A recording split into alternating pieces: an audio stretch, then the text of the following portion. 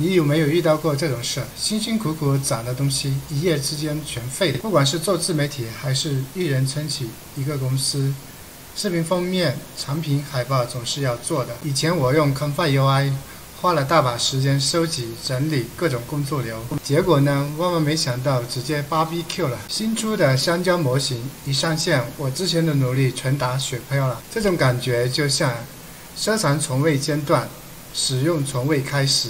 还没开局就被终局了，就像刚学会游泳，游泳池就被填平。你们真的没有遇到过这种事情吗？还是说也在默默咽下这口气？在评论区说说你的还没开始就结束的一瞬间。宝盒开启艺人成就大生意。大家好，这里是林志宝盒。这个频道主要分享一些有趣又实用的工具，包括但不限于 AI 工具。如果你也对这方面内容感兴趣，请点个关注。今天我们来看谷歌最新发布的 AI 生图模型，也就是 Nano Banana 香蕉模型。这个模型具体的表现能力，通过各种场景的体验来看一下，它到底能不能替代 Canva UI， 甚至说是我们以前收藏的那些 Canva UI 工作流程，到底有没有白费？那么今天我们从3个角度去看 Nano Banana 这个模型具体的表现能力。首先是技术实现方式，然后就是创意类型，然后第3个是商业应用场景分类。相信从这3个方面已经涵盖了我们实际生活或者说工作当中所能涉及到的对 AI 生图这方面的需求。好，我们看第一个技术实现分类。首先看第一个Prompt 直接生成，也就是通过提示词直接生成图片或者说修改图片，分别包含它的形态、还有材质等等。这次就以刘亦菲在巴黎时尚周的这张照片，然后把它的形态换成一个动物试试看。我们上传图片，然后填写提示词，提交，就能得到这样一张图片。然后第二个就是图生图，也就是基于一个图片生成或修改它衣服颜色，还有它的形态以及材质等等。我们上传图片，然后填写提示词，提交，就能得到这样一张图片。然后第3个是局部修改，比如说修改某个图片当中的文字，或者说在图片当中的一些物品等等。这里我们把图片当中的奥运火炬改成冰淇淋，并且修改这个女孩的表情。我们上传图片，然后填写提示词，提交，就能得到这样一张图片。然后第4个就是结构引导，也就是根据指定的形态或者是画好线稿进行引导生成等等。我们上传图片，然后填写提示词，提交，就能得到这样一张图片。然后第5个是图片融合，也就是2张照片互相融合，或者说目标图片融合到一个背景图片里面等等。这里我们将外卖小哥融合到外星照片上，让他去火星上送外卖。我们上传图片，然后填写提示词，提交，就能得到这样一张图片。然后第6个是物理逻辑的一个表现，像图片当中的光线，以及它这个其实就是根据物理原理、先后逻辑等等填写提示词，提交，就能得到这样一张图片。这些就是关于技术层面的去分类，也已经涵盖了更多的情况。然后我们来看下一个分类。这一部分我们从创意类型的角度去看一下这个模型的能力。首先第一个是角色类型的变换，比如说一个人换成石头或者铁人等等。我们这里让这个篮球星变成香蕉人。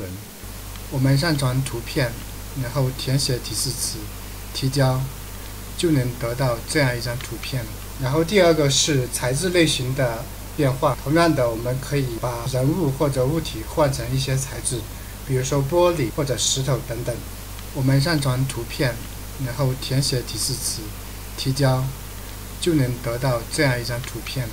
然后第3个是时空穿越类型，这个平常在短视频当中也会经常会看到，就比如说一个人从年轻时候或者是幼小时候甚至到变老的一个情况。我们上传图片，然后填写提示词，提交，就能得到这样一张图片。你看这图片当中，不管人物怎么变化，它背景的任何细节都没有变化的。图中左边是蔡依林10岁时候的样子，中间是现在的样子，然后右边是80岁时候的样子。然后第4个就是场景改造，比如说装修效果图里面的一个变化，比如说老房子后要怎么装新变化等等这些类似的情况。我们上传图片，然后填写提示词，提交，就能得到这样一张图片。短短一个提示词，我们就将苹果展厅的风格改成了网吧的风格。然后第5个是艺术特效类的一个体验，比如说在摄影当中的一个光影的变化等等。我们上传图片，然后填写提示词，提交，就能得到这样一张图片。可以看到这个图片里面光影的效果特别明显。然后第6个是信息植入类，比如说在设计 logo 的时候，可能要加一些字体，甚至说是海报里面要修改文字等等。这里我们不仅让它帮我设计这个海报，海报里面的这个名称改成我想要的名称，这样它不仅帮我设计了这个海报，而且把这个海报中的2维码下面的这个名称帮我改过来了。但是这里还是有个问题，就是它对中文的支持不好。然后第7个是一致性的测试。以往在一致性测试方面，很多模型都是做的不怎么好，尤其是在多轮对话设计过程当中，往往有些东西会有变化。中秋节快到了，这里我们就让这位美女穿越到月球上，看这个模型在一致性方面维持的怎么样。我们上传图片，然后填写提示词，提交，就能得到这样一张图片。我们从生成这张图片里面不难看出，这个模型在一致性方面维持的特别好。看这张图片，很多细节都保留的特别好。这部分我们按商业应用场景分类来去体验一下这个模型它到底表现得如何。首先是第1个是电商方面的，比如我们现在要做艺人公司的话，那第一个事情我可能需要设计一个 logo 来代表公司的愿景等等这些。我们上传图片，然后填写提示词，提交，就能得到这样一张图片。这里它设计的效果并不是很好，这就需要我们自己先跟一些比如说 GPT 啊这种比较强大的模型跟它互相沟通交流，最后输出一个从视觉方面的一个设计稿，然后再用这个设计稿去让它去生成的话，效果会好很多。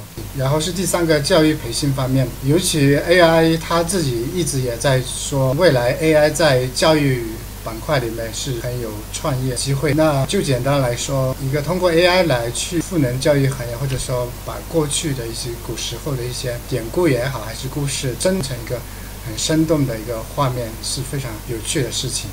我们上传图片，然后填写提示词，提交，就能得到这样一张图片。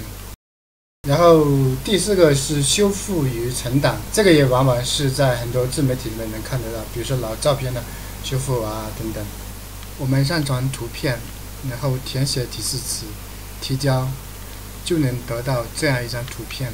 今天就聊到这里了。谷歌最新发布的这个 AI 生图模型，不管从一致性还是各个细节表现，都是非常惊艳的。当然缺点也很明显，在中文知识方面依然很拉胯，感觉我们中文用户又被忽略了一次。你觉得这是技术问题，还是他们压根就没把中文用户放在心上？如果你觉得这些内容有意思，请点个关注并打开小铃铛，这样你就在第一时间能够收到我们的最新分享。